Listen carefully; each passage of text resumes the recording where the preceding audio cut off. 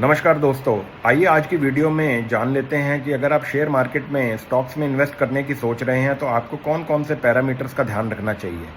हमने देखा है कि आज की डेट में 80% से ज़्यादा लोग स्टॉक मार्केट में डायरेक्टली और इनडायरेक्टली जो है ट्रेडिंग कर रहे हैं, चाहे वो सिप के थ्रू, चाहे वो स्टॉक खरीद रहे हैं, चाहे वो म्यूचुअल फंड में इन्वेस्ट कर रहे हैं।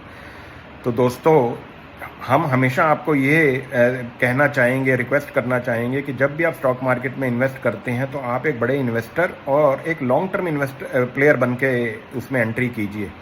क्योंकि अगर आप शॉर्ट टर्म के लिए इन्वेस्ट करते हैं या शॉर्ट टर्म प्लेयर की तरह आते हैं तो आप शुरू के इनिशियली एक दो बार तो ज़रूर कमा लेंगे, बट अल्टीमेटली आप मार्केट में लॉस करके ही निकलेंगे।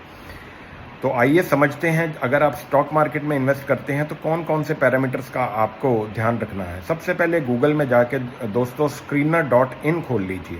अब उसमें सर्च में आप जाइए और उसमें एक एक करके ये सारे पैरामीटर्स ऐड करते जाइए। पहला पैरामीटर है प्रमोटर की holding should be greater than 50%, मतलब जो प्रमोटर या ओनर हैं उनका जो शेयर है वो 50% से ज़्यादा होना चाहिए, तभी उनका कंपनी में फोकस बना रहेगा।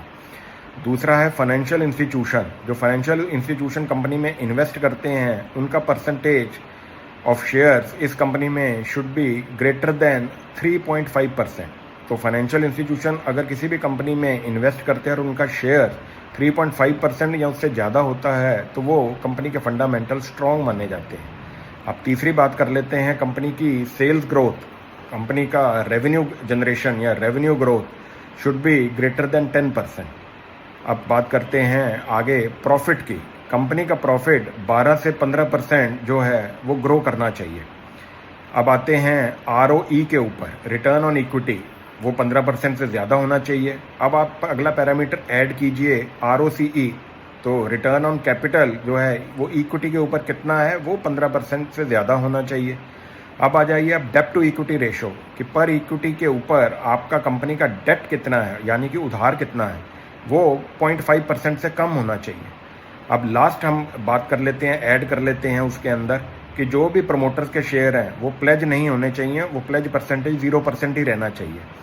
तो दोस्तों, जब ये सारे पैरामीटर आप डालते हैं तो आपके पास कुछ लिस्ट ऑफ कंपनीज आ जाती हैं। उसमें से आप पहली 10 से 15 कंपनीज चुन लीजिए और उसे अपनी वॉच लिस्ट में ले जाइए। अब स्ट्रेट अवे आपने अभी भी इन्वेस्ट नहीं करना, अब आप उन कंपनीज को रेगुलरली मॉनिटर करते रहिए और जब भी देखें उनमें ब्रेकआउट आता है तो आप थोड़ा थोड़ा उनमें निवेश करना शुरू कर दीजिए लॉन्ग टर्म बेसिस पे।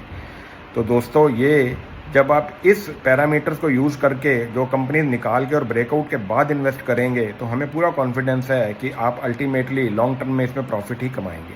अगर आपको वीडियो अच्छी लगी तो शेयर सब्सक्राइब ज़रूर कीजिएगा।